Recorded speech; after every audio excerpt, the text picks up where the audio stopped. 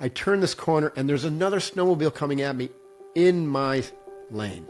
And it's like, it's the same place that I just was. And I just had this wicked wave of gratitude because I'm like, yeah, I'm alive. I'm alive. This is not heaven. This looks a lot like Canada, unless, heaven looks like Canada. Yeah. Of course, Right. Canadians would say that it does, but Same. so I'm practicing all my skills. This is where the skills of breath control, the mantra, micro goals, remembering, okay, this is positive. There's going to be some positive comes out of this. Like immediately going into positive territory. Thank you so much for tuning in to the Game Changer podcast on Thursday, part 2 with Mark Devine. Here we go. If you missed part 1, we're talking to Navy SEAL extraordinaire. The story is phenomenal. There's no way I could possibly catch you up. You just got to go back and listen to that prior episode. Love how I just edited us right in there. Awesome. Mark, here we go. We are moving in to my Thursday, which is normally a solo episode. So thank you for joining me on this here solo episode, Mark, as we continue this conversation. We left off talking about your class, what it took, phenomenal record, the fact that everybody on your boat actually graduated, which is unheard of and unprecedented, all because of what you taught back then and what you continue to teach now, that these principles have, the tested time, not only through thousands of years, but your entire journey through the military and then through your entrepreneurial endeavors, that everything that you're speaking of, I know for a fact, is still your way of life, is still the practices that you not only do yourself, but that you teach others in whatever it is that somebody wants to achieve in life, whether they want to start their own company, they want to try to become a Navy SEAL, they want to run a marathon, or they just want to raise a happy, healthy family, that these principles transcend no matter what. Is that a fair enough overview? 100%. They're perennial principles. Okay. They're not common in Western culture, becoming more so probably in the last 10 years. Certainly when I started teaching them in 2006, not common, fringy, right? Not cringy, but fringy. Right. So and even now, wouldn't you say, for the most part, I think, and let's see if you agree, even though they are becoming more common, still largely misunderstood? Yes. Not implemented to the degree that we're talking about in the way that we're speaking of. Right. I don't think they're taught as hacks. That's right. And they're not hacks. And That's right. We addressed this on the first episode. Yep. These are disciplined practices to completely transform not just what you think and how you see the world, but literally how your mind works. Metanoesis, right? A transformation, complete transformation, like the moth or the caterpillar to a butterfly. That's right. The transformation leads you from the confines, literally the prison of your ego construct, limited self story.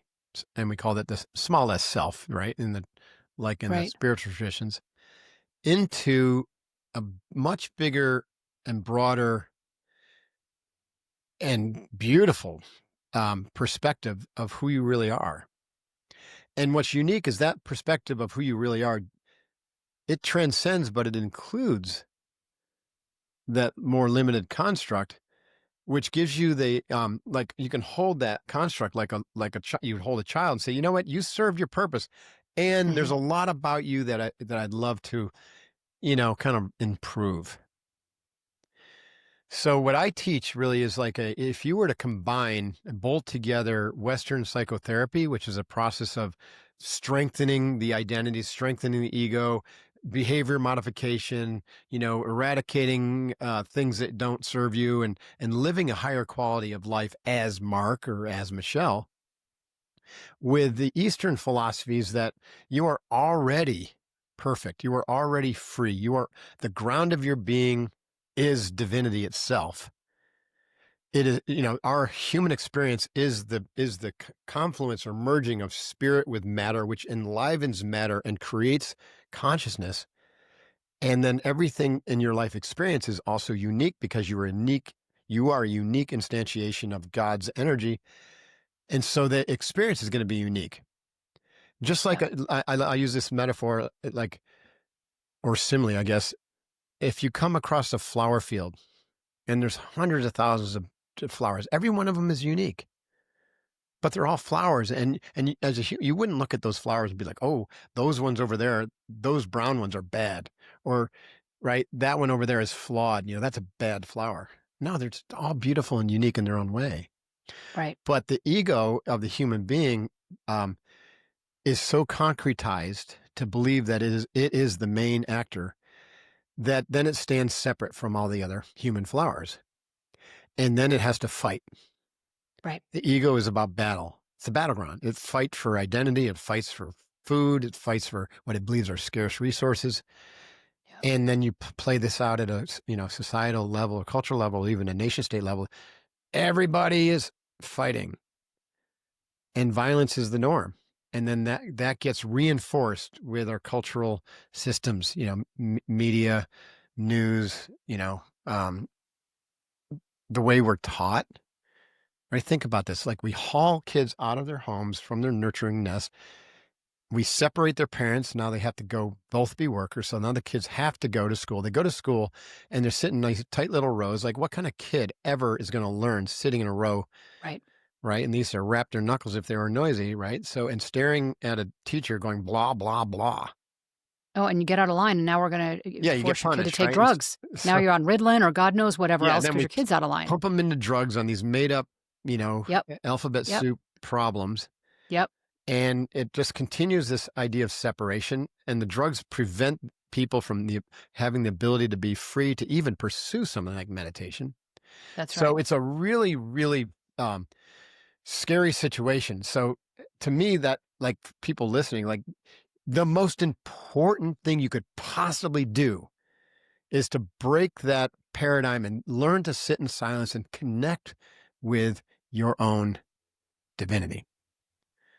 That's what meditation is for.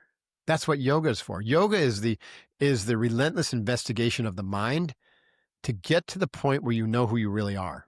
And who you really Right. are is not the concretized story, which is all conditioned. The idea of Mark, I can look at it with absolute humor and fascination. Like, it's fascinating, the stories that were told, and all the conditioning and training. And I can say definitively, that's not me. Yep. It's a really interesting storyline. Lots of cool stuff was done because of the work that I've been doing, but it's still not me.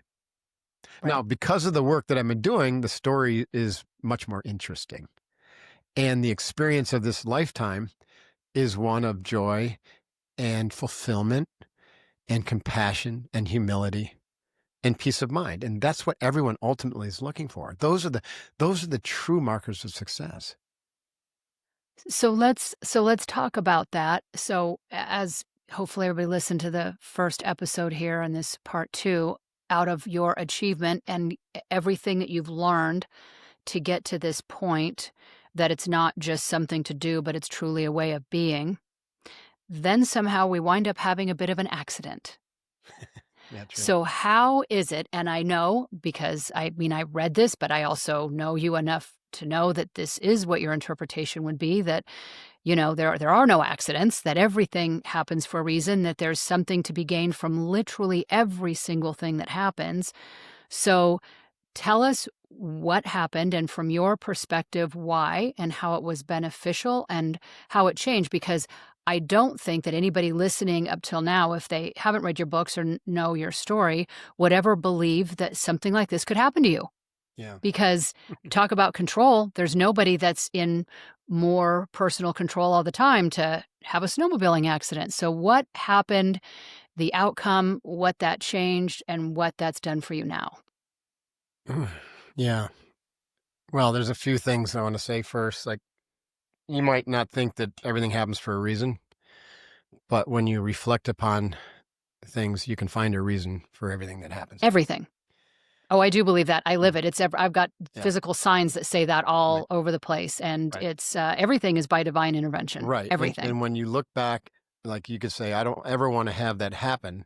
But if you say, you know what, that incident led to all this other stuff that's really good, and these That's insights, right. and it helped shape who you are.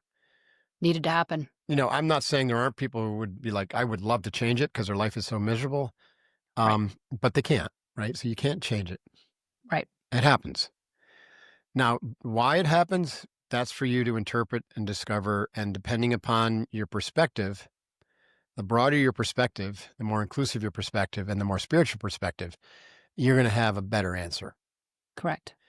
One of the answers that I came up with is the more evolved you become, the more work you do, the more negative karmic energy you burn off in this lifetime, the more you accelerate your journey toward awakened awareness or enlightenment or whatever it is you want to call it, the more stuff is going to get thrown at you to test you. So if you think, this is funny, if you think that this work, and I just described the outcome of this work, like peace, harmony, Right. compassion, humility, but I didn't say it was going to be free of pain and suffering. Right. It's not problematic ever. I didn't Right. say there's That's going to right. be no Or free challenge. of challenge. In fact, what you're doing is inviting bigger challenges. Otherwise, there's no growth, That's why they right? say And that's the whole point. That was one of your two things, growth. Right. Ignorance is bliss. If you want That's to right. have like the bliss of not having huge challenges and stay wallowing in your little limited self, then don't do the work. Right. But you don't expect to find peace, harmony, equanimity, happiness, compassion, love. Right. And love it at the level of universal, unconditional love. So I guess in this sense, I was ready for a doozy. I had accidents in the SEALs, but I walked away from all of them. Never even broke a bone. My body is, I'm 62. I've got the fitness level of a 30-year-old because I train every day. I do yoga every day. I do high intensity interval training every day. I do strength work. Whatever. It's just part of who we are, right? Yep. Anyway, so the how this came about is the last 4 years, like 2020 to 2024, 2019, 20, I was getting my doctorate. And that story is I wanted to finish something that I started. In 2000, I started my PhD at University of San Diego, but then I got recalled. I was a lieutenant commander reservist then. I got recalled to go to Iraq. So I went to war. War has a way of like really crystallizing your thinking. And in that period of time, I realized that I didn't want to be an academic. And that's what I was kind of going to school for. I wanted to develop leaders. And so when I came back, I dropped out of that program and I started SEAL Fit to develop teams and leaders. And I'm still doing that today. But 20 something years later, I was kind of like the OG Navy SEAL leadership guy. And now you got Jocko and Goggins and, a bunch of other people kind of doing what I'm doing. People have knocked off my business model 3 times to Sunday. And I'm like, well, I need to change the story again. You know what I mean? This has become a red ocean from a business perspective. Right. And and everyone's so much better marketing me. And to be honest, their message is more appealing because it's like hard, aggro, do this, don't be a pussy. And my message is, man, no, you got to lean into the emotional development, spiritual development. If you want to be a true effective leader and person, you got to be a whole person. So, and listen, I don't want to slam any of those programs, but I am going to say this about that because you and I are very like-minded. That will carry you to a degree. Right. That drive, that, but you're go gonna hit a after it, wall. pound, hustle day and night. That's exactly right. It will carry you to a point, and then you will see what in the whole of your life has been left behind, has suffered, has been neglected, has been ignored, that you have spent zero time developing, that now you are starting at ground zero with. Yeah. So True that. anyway, back to you. Yes. So go ahead. I started my PhD at Pepperdine, Global Leadership. I thought, well, this could help change the story. And the leadership development that I'm doing, especially with cultural transformation, is fairly nascent, but it's pretty potent, right? It's like vertical development where I'm teaching teams these skills that we've talked about and getting that team alignment. My whole book, Staring on the Wolf, was about how do you really build an elite team? And most of the work is internal, especially for the leaders to get out of the way. Because in this world, the team is the new leader. There's no one individual who's got anywhere near the skills or insights or knowledge to lead. So the team needs to become this powerful 20x force that can evoke radically new, different thinking. Anyway, so during this time, I had met this guy several years earlier at a Peter Diamandis Mhm. abundance kind of training thing, and we became associates. I wouldn't call them not necessarily friends at the time. And he had started asking me for several years earlier to go if I was interested in going on the snowmobile trip that he does every year up in Quebec. And I'm from upstate New York. I've been on a snowmobile when I was like 16 or something. And once in my adult life, in a wilderness kind of backcountry powder snowmobile experience. And so that was kind of fun. Mostly spent our time digging the snowmobile out of the, out of the, snowdrifts. And I kept saying no, partly because I didn't want to go, partly because I don't need to go do this kind of guys hangout stuff because I had that in the SEALs for so many years. Yeah. Yeah. But mainly because I was getting my PhD, I couldn't afford the time. Suddenly I finished my PhD and he calls, "Hey, Mark, we're doing that snowmobile trip in February. You're interested in coming?" And I was like, "Hey, maybe." Maybe the codependent part of me flared up, right? Maybe it was source working through me, just saying, wait, wait, wait, right? After that, Mark said yes. So I find myself 2 days of travel to get up there. It's 20 below zero. I don't do cold well anymore. I grew up in upstate New York, but I've been in San Diego since 1990. Right. Um, like, he's got me dressed up like a SpaceX astronaut, with this big snowmobile suit and this big helmet and these warmed, gloves that are electric warming. And I'm on this rocket following him going 80 miles an hour on these groomed trails. And I had it in my head that was going to be like hut skiing on a snowmobile, like meander to some place, have a nice lunch, maybe a beer, kind of meander to another place and spend the night. It wasn't that. So I'm already getting that like, shite. I'm going to do this for 4 days. I don't think I want to do this. But I'll suck it up, And I'm going through this in my mind, and then we go into this wooded area, and he's hauling ass still. He's like going 40 something miles an hour. I can barely catch the snow off. Is this just the two of you? There were two other guys, but they were way behind. They were smart enough, Okay. you know, to fall behind because he was going too fast. Mm. And I Yeah. was afraid of getting lost. And there's all these trails, crisscross applesauce. And anyway, so that was all going through my head. This is only like 3 hours into our first day. And I'm trying to keep up with them, but I'm actually feeling really confident. I'm a really good athlete. I'm handling this sled really well. I turn this corner and there's another snowmobile coming at me in my lane. It'd be like a car driving on the wrong side of the lane straight toward you. Yeah. And he was like deer in the headlights. I'm going like, oh shit, this is going to be a head-on collision. And he's not moving, so I guess it's up to me. And so I pull over to the right, going 40 miles an hour, praying that I can sneak by. And my right sled, um, like catches the ditch or a stump or something, and my snowmobile comes to a complete stop. And yours truly just goes flying off 40 miles an hour right into a tree. In that moment, as I was leaving the sled, it was just a split second from leaving sled, hitting tree. Yeah. Yeah. You would think that I would have like my life flash before my eyes or something really wise come to me. And the only thought in my head was, oh shit. I didn't think it was going to end this way. Yeah. And I hit the tree. Now, here's back to like guides and guardians. When I came off the sled, I was already pivoting like this. When I talk to normal people, I say, well, that's because I have a lifetime of martial arts training, because anytime you start falling, you pivot, right? To land on your shoulder, not your head Shoulder. Yep. or your face. I've been training martial arts since I was 21, so it was natural, instinctual for me to do that. It's Yep. plausible. Yep. It's also equally plausible that some guardian angel Had a hand. had a hand in that, because my lesson wasn't to die. It was actually to wake up. Mm-hmm.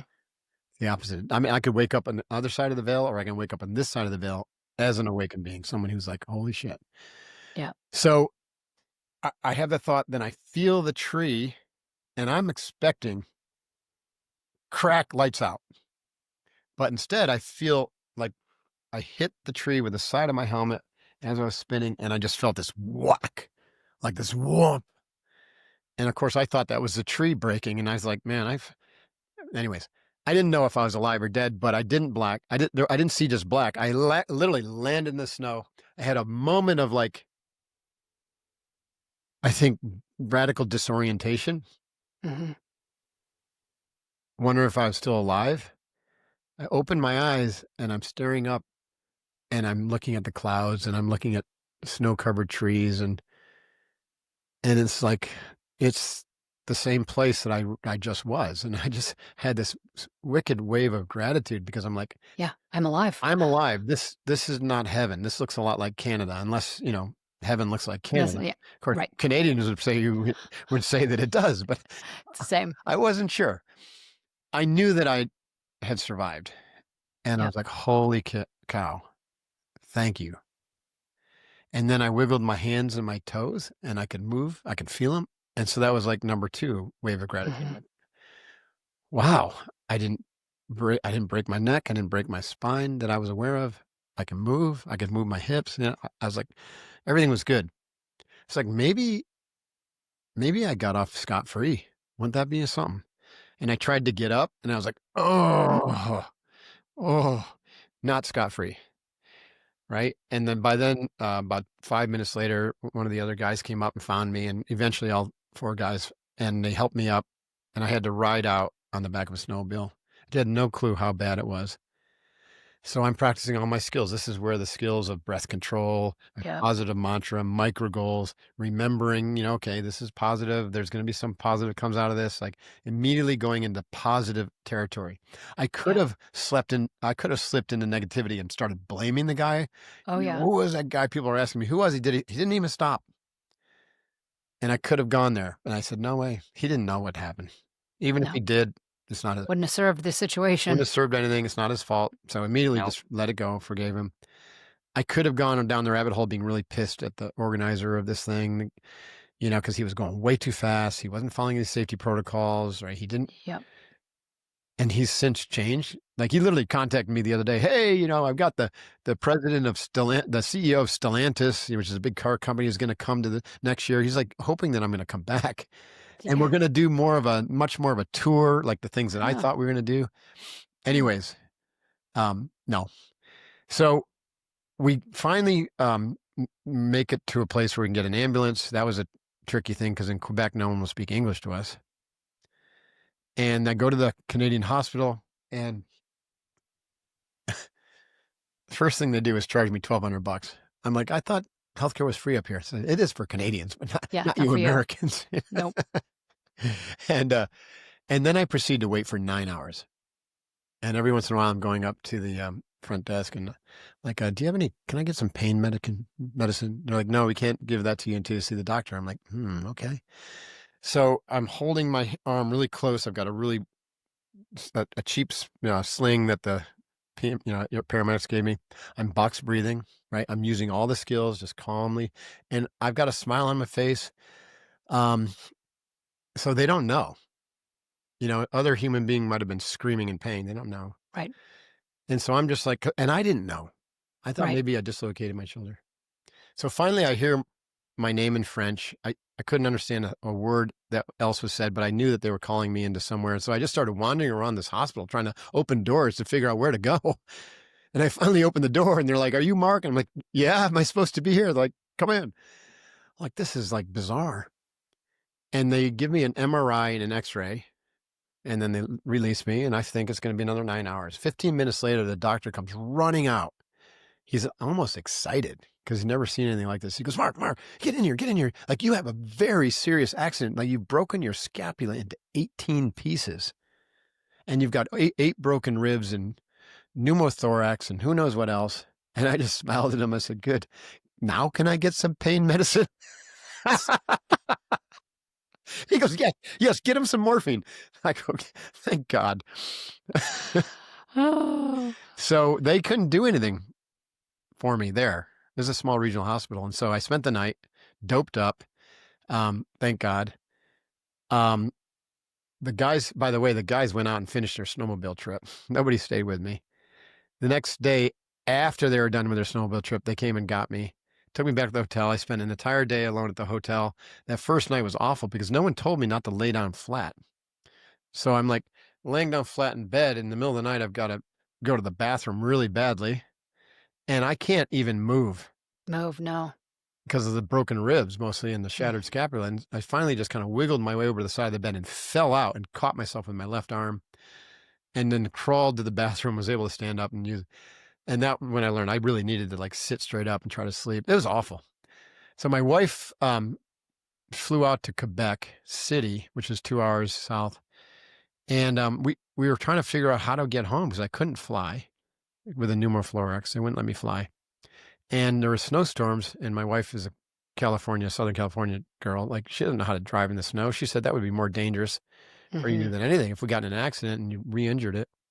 right. So we decided on a train. So here I am, all shattered and broken, like 4 or 5 days after hitting a tree at 40 miles an hour, and I'm getting on a train in Quebec, and we're gonna take it all the way to San Diego. So we went to, um, Windsor, which is basically Detroit on the Canadian side. We crossed the border, spent a few hours in a hotel, then got on the train from Detroit to Chicago. And Chicago, we deboarded, and we were gonna get on a sleeper train to San Diego because I wanted to get to, healthcare at UCSD, which is a great teaching hospital. Um, but I never made it. I got off the platform in Chicago. I turned something wrong. My lungs got repunctured. I was just standing there. I couldn't breathe. I couldn't move. And we got another ambulance. They took me to Rush Hospital in Chicago. They were like, this is serious. You need emergency surgery. They found one guy, this orthopedic guy named Simcock, who's a New Zealander, who took a look at it. He said, yeah, this is never seen like this, one like this. It's the hardest bone to break, but you did a good job. He said, the good news is I like to fix things, and I think I can do this. So I went into surgery the next day, and he built this like erector set Wow. to pull together all the bones, and he did a remarkable job. So I started the recovery process, and of course, he said, don't do anything for 6 months. 3 days later, I was doing 300 squats a day. And I started to walk, made it 100 yards and 200, and pretty soon I was walking a mile, and my body just started to respond. I started visualization, right? So I used my visualization Yeah. of like a little not a little, but a mob of construction workers all across the scapula, building a scaffolding up for the scapula and replacing the bone with titanium. Wow. And my mantra was titanium strong, right? And I would thank them. And I would talk to the foreman and get a report, and every day do this. I began physical therapy at 6 months, and I began some aggressive other therapies like peptides, something called ARP wave, accelerated Mm, recovery performance, which is high voltage DC direct current mhm. placed through both shoulders and arms. That it's like neuromuscular reprogramming. Yep. And now 8 months later, I've almost got a full recovery. But the incredible wisdom of your body, right? So I started doing about 3 months ago. I started doing push-ups and pull-ups and bench press again. I'm not back to full weight, but I'm able to do the movement. I'm feeling pretty good. Yeah. But the hardware in there is like really painful, right? From when I do push-ups, I'm like, ow, ow, ow. So that I can deal with that, and I figured that's just going to be the new normal. But what happened is it created a lot of inflammation, and then it got infected. So in an injury like that, you got to either be docile or you're going to have issues. And I'm not docile, right? I'm not going to Right. go the rest of my life without using my arm. So it got infected, and now I have to have the hardware removed in a couple of weeks, actually. And again, this is all mental management. At first, I was like, "Oh man, that's a fail," and then I started thinking about, no, it's not a fail. Actually, the hardware's already done its part. The hardware was there to have the bone heal. The bone is healed. Now my body's saying, "Good job, hardware. Thank you very Yeah. much. Don't Now need you anymore. get the heck out." Yep. Like we're gonna eject you somehow, but Yep. it can't because it's screwed into the bones. Right. So I got to help it out and go back and have major surgery and then cut back my entire upper right back open and go in there and like unscrew the screws and take it out. And I think that's awesome. I can't wait because when that's done and everything heals, then I'll be stronger than before, Yep, stronger than ever. stronger than ever. So that's So now, these life lessons for you, what has Mark taken away from yeah, that's great. this? That's where I was gonna go. So, Yeah. so many lessons. One is, if you think, right, you're done, stand by. If you think you're done with challenges, like everyone thinks that they have a patent on challenges. Yep. Like, oh, mine was worse than yours. Nobody understands what I've been through. That's just not true. Right. It's the human Right. experience. Everyone has trauma. Right. And the more growth you have, you're going to have some big lessons ahead of you for some reason. Now, Yep. I don't know precisely why I hit the tree, but I have a sense that it was to slow me down further and to um, learn to really appreciate what I have, and not the need to grasp for anything more. Do you feel that you were? Do you feel that prior to the accident that there was still a bit of the I think, you know, I recall back to the very beginning of this conversation when you said, because it's certainly something we share, I always felt like I had something to prove. yeah, Do you feel that there was still a part a of you that vestige of was in that. this striving, proving mode? I think it's possible, and it's even possible that as early as or as late as when I signed up for the PhD, there was still a little bit of like, um, I should have had a PhD. I shouldn't have quit it. Right. I want people to perceive me differently. And so there was still, Yeah. here's the thing with even as an awakened person, if you have awakened awareness, and I'm not claiming that, but Yeah.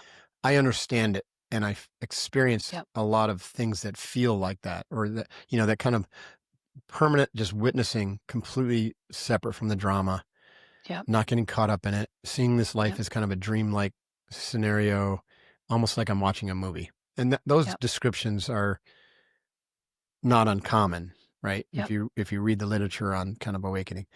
And then there's this heart opening, right? I heard that. There's this heart opening of like just total love, compassion for all things. So at least it's a beginning, a glimpse and everything. So that experience really shifted almost to if not a permanent state after this accident.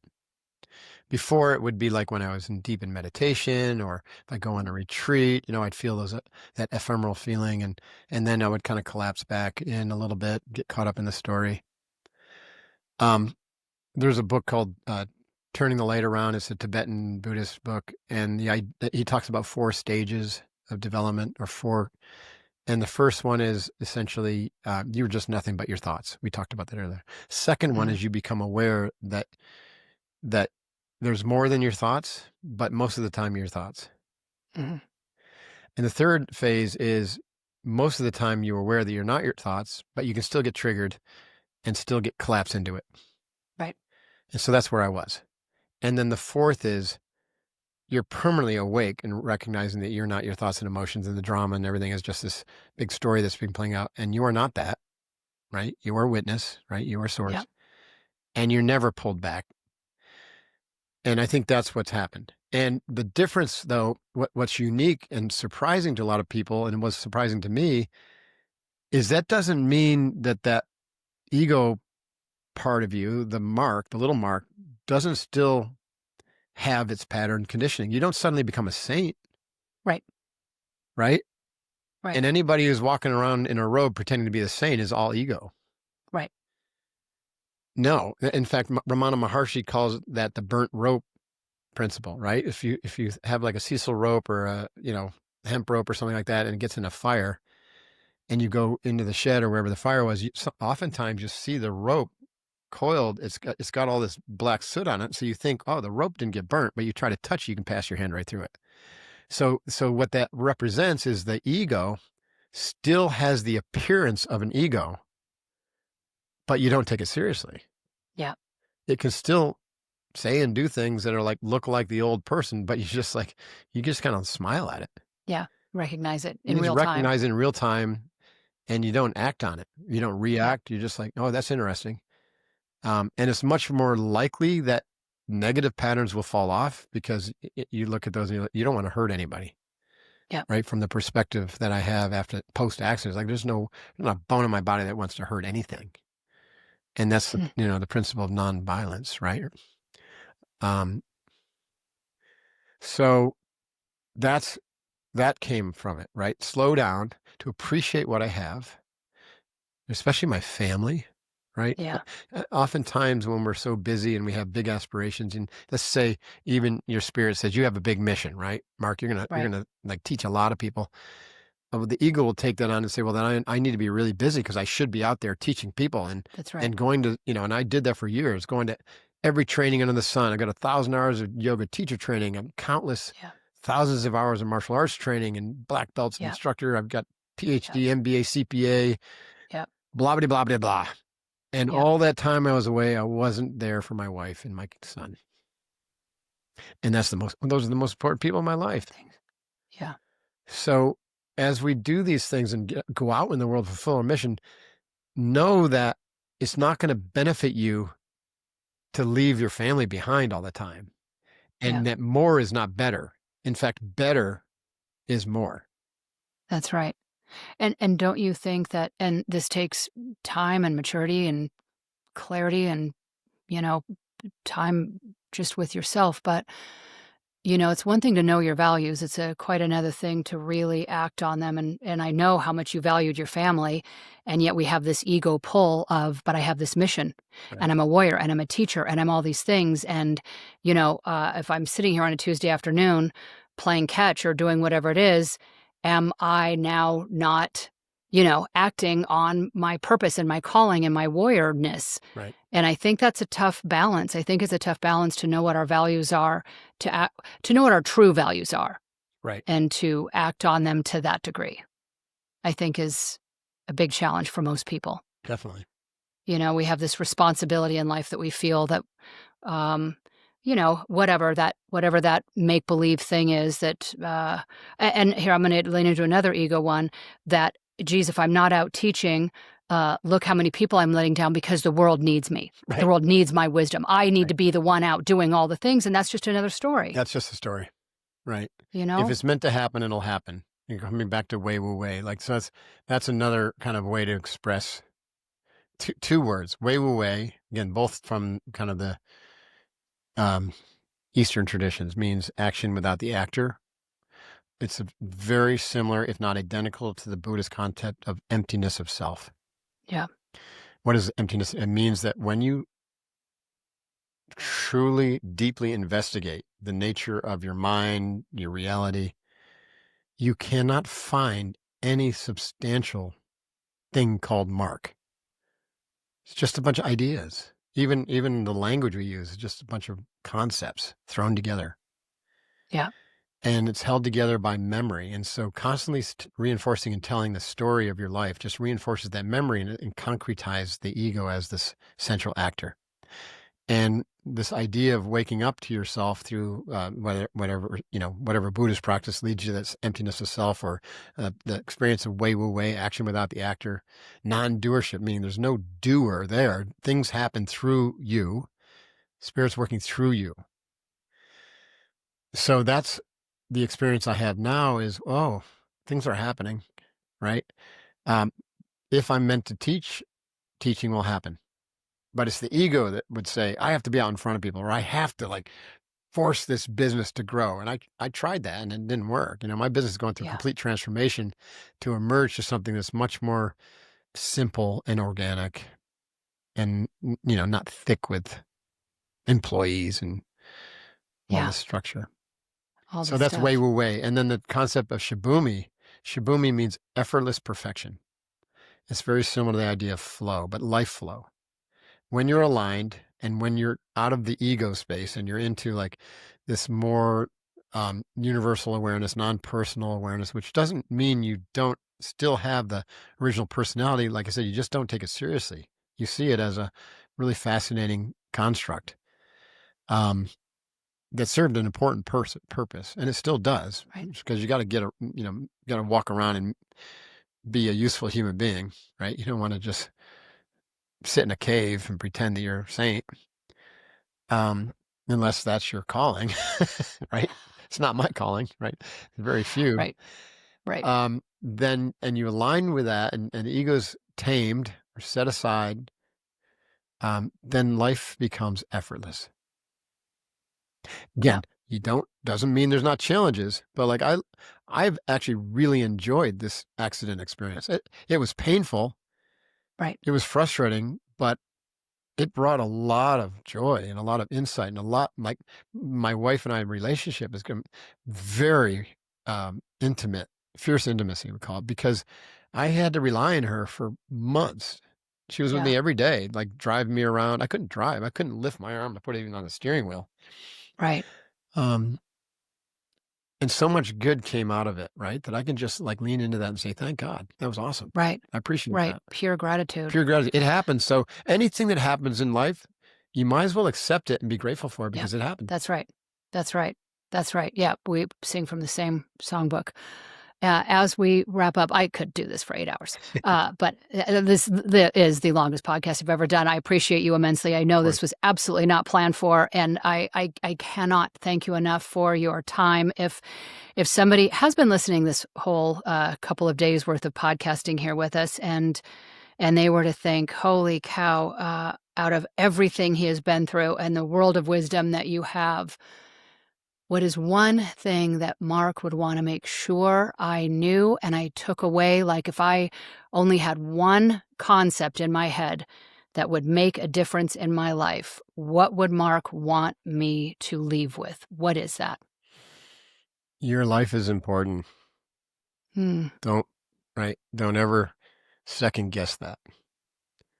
Right? You are worthy. You are necessary. You are part of the mind of God. So take that seriously. Get to know yourself. And in order to do that, you got to slow down and sit in stillness. Beautiful. Beautiful. I love that. And if people want to know, especially because things may be changing and shifting for you, where to find you, what you're up to, what you're going to be up to, what are the easiest ways for people to find you and your work? You can find me doing burpees in downtown Encinitas, probably. Perfect. Just say, where's the guy doing? I'm just kidding. My website is markdivine.com. We do a 3-day virtual event every month. It's kind of a new thing. We just finished yesterday, the second one. It's like the second week of every month, 9 to 11 Pacific time. And you can learn about that at unbeatableleader.com. Eventually, it's all going to be consolidated. It's part of the simplifying it. Everything's going to be consolidated to Mark Divine. Perfect. Yeah. And of course, my social media is Mark Divine Official. You can find my books. And you should follow that, by the way. I do. And it's really great. Whoever's doing your social media is doing a phenomenal job. Yeah. So please do that. And I will have all of this in show notes. So if you're out, in the forest connecting with nature, because that's where we started with this conversation, you can jump back and click on all that with show notes later. And Mark, I end the show always with the same question I have asked every single person. And that is, Mark Divine, what is one thing that you absolutely believe to be true? Be still and know that we are God. Well, I don't know how we can end on a better note than that. So, everyone, I hope that you have listened to both of these podcast episodes. I cannot possibly, there are not enough words to thank you enough for your time and your wisdom and your level of care that you put into everything that you convey and what you share with everyone on personal development, on betterment, on leadership, on everything that you've gone through to help make all of us better humans. So thank you truly for everything that you do and everything that you continue to do. I appreciate you immensely. Thank you, Michelle. I appreciate you as well. Thank you for having me. All right. Thanks, everybody, for listening to this episode of the Game Changer podcast.